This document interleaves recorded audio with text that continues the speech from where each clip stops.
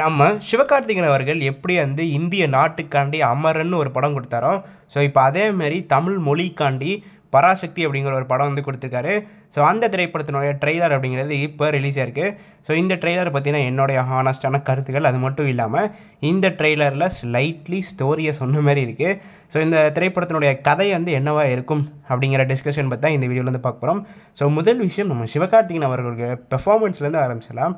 Already பார்த்தீங்கன்னா அமரன்ல இவரோட performance வந்து டிராஸ்டிக்காக சேஞ்ச் ஆச்சு. முக்கியமாக அந்த பாடி டிரான்ஸ்ஃபர்மேஷன்லேயே பார்த்தீங்கன்னா அவருடைய ஆராவாக இருக்கட்டும், அவருடைய பாடி லாங்குவேஜாக இருக்கட்டும், எல்லாமே வந்து ஹைலி வந்து டெவலப் ஆயிடுச்சுன்னு தான் சொல்லியாகணும். இப்போ வந்து அமரனை விட பராசக்தியில் பயங்கரமாக பெர்ஃபார்ம் பண்ணியிருக்காரு. அதை வந்து இந்த ட்ரெய்லரில் பார்த்தாலே தெரியுது. முக்கியமாக அந்த ஆக்ஷன் சீக்வன்ஸாக இருக்கட்டும், எல்லாமே வந்து பார்த்திங்கன்னா அந்த 90s ஸ்டைலில் சூப்பராக பெர்ஃபார்ம் பண்ணியிருக்காரு அப்படி தான் சொல்லியாகணும். அது மட்டும் இல்லாமல் இந்த திரைப்படத்திற்கு போட்ட செட்டு எல்லாமே ரொம்பவே ரியலிஸ்டிக்காக இருக்குது. அந்த 1960s அந்த அந்த செக்டாருக்குள்ளே, ஐ மீன் அந்த டைம்லைனுக்குள்ளே போன மாதிரி ஒரு ஃபீல் வந்து கொடுக்குதா சொல்லியாகணும். 3 நிமிஷம் வந்து பார்த்திங்கன்னா நம்ம 2026லேருந்து 1960க்கு போன ஒரு ஃபீல் வந்து அந்த ட்ரெய்லர் கொடுத்துச்சு அப்படி தான் சொல்லியிருக்கணும். ஸோ இந்த ட்ரெய்லரில் முக்கியமான ஒரு விஷயமா இருக்கிறது வந்து பார்த்திங்கன்னா அந்த அந்த எண்டு ஒரு இதான். அந்த எண்டில் வந்து பார்த்திங்கன்னா ஜெயம் ரவி அவர்கள் சிவகார்த்திகேயன் அவர்களை கொல்ற மாதிரி காட்ட போகிறாங்க. ஸோ எஸ், இந்த படத்துலையும் நம்ம சிவகார்த்திகேயன் அவர்களுடைய கேரக்டர் வந்து இறந்து போகிற மாதிரி காட்ட போகிறாங்க. ஆல்ரெடி அமரன்லேயே வந்து பார்த்திங்கன்னா நம்ம எல்லோரையும் வந்து அழுக வச்சிட்டாங்க லிட்ரலி. ஸோ இந்த பராசக்தியிலே வந்து பார்த்திங்கன்னா சிவகார்த்திகேயன் அவர்களுடைய உயிர் போகிற மாதிரி, அந்த கேரக்டருடைய உயிர் போகிற மாதிரி வந்து காட்ட போகிறாங்க. ஃபேன்ஸ் எல்லாரையும் வந்து அழுக வச்சு படத்தை முடிக்க போகிறாங்க அப்படிங்கிறது இது பார்த்தாலே தெரியுது. பட் ஒரு மிகப்பெரிய ஒரு நபருடைய ஒரு பயோகிராஃபி எடுக்கும் போதில் இந்த மாதிரி நிறைய விஷயங்கள் வந்து நீங்கள் பெர்ஃபார்ம் பண்ணி தான் ஆகணும். அப்படி பார்க்கல என்னதான் ஒரு சைடு ஃபேராக இருந்தாலும் இன்னொரு சைடு வந்து ஸ்லைட்லி எமோஷனாக இருக்குதுன்னு தான் சொல்லி ஆகணும். ஸோ இந்த திரைப்படத்தினுடைய கதை அப்படிங்கிறது எப்படி இருக்க போகுது அப்படின்னா, எஸ்கே அவர்கள் வந்து ஒரு மெக்கானிக்கல் இன்ஜினியரிங்காகவும், அதேமாரி அதர்வா வந்து ஒரு காலேஜ் ஸ்டூடெண்ட்டாகவும், ரவிமோகன் வந்து பார்த்திங்கன்னா ஒரு போலீஸ் ஆஃபீஸராக வந்து இருக்க போகிறாரு.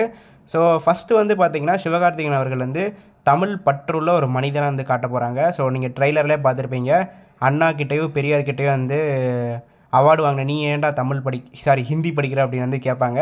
ஸோ எஸ்கே வந்து ஒரு தமிழ் பற்றுள்ள மனிதனாக வந்து காட்டுவாங்க. நாட்கள் போக போக திடீர்னு ஒரு நாள் வந்து ஹிந்தி திணிப்பு வந்து கொண்டு வருவாங்க. அந்த டைம் வந்து ஸ்டார்டிங்கில் வந்து எஸ்கே வந்து சப்போர்ட் பண்ணுவார். அதர்வா வந்து அதுக்கு அகைன்ஸ்டாக இருப்பார். அதுக்கு அகைன்ஸ்டாக இருக்கிற அந்த டைமில் வந்து பார்த்திங்கன்னா ஒரு கட்டடத்தை வந்து கோவத்தில் வந்து அதர்வா வந்து எரிச்சிருவார். அந்த டைம் வந்து இவங்க 2 பேருக்குள்ளே ஒரு சண்டை வந்து வரும். ஸோ அந்த சண்டைக்கு அப்புறமா பின்னர் வந்து பார்த்திங்கன்னா அதர்வா கேரக்டருக்கு ஒரு சம்பவம் நடக்கிற மாதிரி காட்ட போகிறாங்கன்னு நினைக்கிறேன். ஸோ படம் பார்த்தா தான் தெரியும். பட் அதர்வா கேரக்டருக்கு ஏதோ ஒரு பெரிய விஷயம் வந்து நடக்க போகுது. அந்த விஷயம்னால எஸ்கே வந்து அஃபெக்ட் ஆகி அவரும் வந்து பார்த்திங்கன்னா ஹிந்தி திணிப்புக்கு அகைன்ஸ்டாக வந்து இருக்க போகிறாரு. ஸோ படத்தோட எண்டிங் வரைக்கும் அந்த ஹிந்தி திணிப்பு அகைன்ஸ்ட் வந்து எஸ்கே வந்து பேச போகிறாரு. ஸோ அந்த டைம் தான் வந்து பெருஞ்சேனை ஒன்று தேவை அப்படின்னு சொல்லி அந்த காலேஜ் ஸ்டூடெண்ட்ஸ் எல்லோரும் அசெம்பிள் பண்ணி ஒரு பெரிய ஒரு ப்ரொட்டஸ்ட் மாதிரி பண்ணுவார். ஸோ அந்த டைமில் படத்தோட எண்டிங்கில் வந்து கடைசி எஸ்கேவோட கேரக்டர் வந்து இறந்து போகிற மாதிரி காட்டுவாங்கன்னு நினைக்கிறேன். ஸோ அதேமாரி இந்த ட்ரெய்லரில் நோட் பண்ணுற மாதிரி ஒரு 2 முக்கியமான அதேமாரி ஒரு பவர்ஃபுல் டைலாக் வந்து பேசியிருக்காங்க அப்படி தான் சொல்லியாங்க. முக்கியமான ஒரு டைலாக் வந்து என்னென்னா, டெல்லி தான் இந்தியாவாக வந்து கேட்டிருப்பாங்க. ஸோ இது வந்து பார்த்திங்கன்னா பொலிட்டிக்கல் ரீதியாக ரொம்பவே ஒரு பவர்ஃபுல்லான டைலாக். எப்படி சென்சார் போர்டெலாம் தாண்டி ட்ரெய்லரில் வந்து வச்சுருக்காங்க அப்படிங்கிறதே தெரில. அது மட்டும் இல்லாமல் சிவகார்த்திகேயன் அவர்கள் வந்து இன்னொரு டைலாக் வந்து சொல்லியிருப்பாங்க. நான் வந்து ஹிந்தி மொழிக்கோ ஹிந்தி மக்களுக்கோ எதிரானவன் வந்து கிடையாது, ஹிந்தி திணிப்புக்கு அகெயின்ஸ்டாக எதிரானவன் அப்படின்னு வந்து ஒரு டைலாக் வந்து சொல்லியிருப்பார். பட் இந்த டைலாக் வந்து சென்சார் போர்ட்லேருந்து எடுக்கலை அப்படிங்கிறது வந்து ஒரு பெரிய விஷயம் வந்து கிடையாது. பிகாஸ் இது பொலிட்டிக்கல் ரீதியாக அவ்வளோ பவர்ஃபுல்லான டைலாக் வந்து கிடையாது. ஸோ இது வந்து பார்த்திங்கன்னா ஜென்ரல் ஒரு டைலாக் மாதிரி தான் இருந்துச்சு. பட் டெல்லி தான் இந்தியாவா அப்படிங்கிற அந்த டைலாக் வந்து பொலிட்டிக்கலி ரொம்ப ஒரு ஸ்ட்ராங்கான வசனம் அப்படி தான் சொல்லியாகணும்.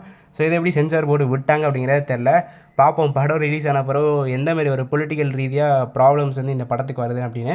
நாட் ஓன்லி பராசக்தி, ஜனநாயகனுக்கும் பொலிட்டிக்கல் ரீதியாக ஏதாவது பிரச்சனை வருதா இல்லைங்கிறது ரிலீஸ்க்கு அப்புறம் தான் நமக்கு வந்து தெரியும்.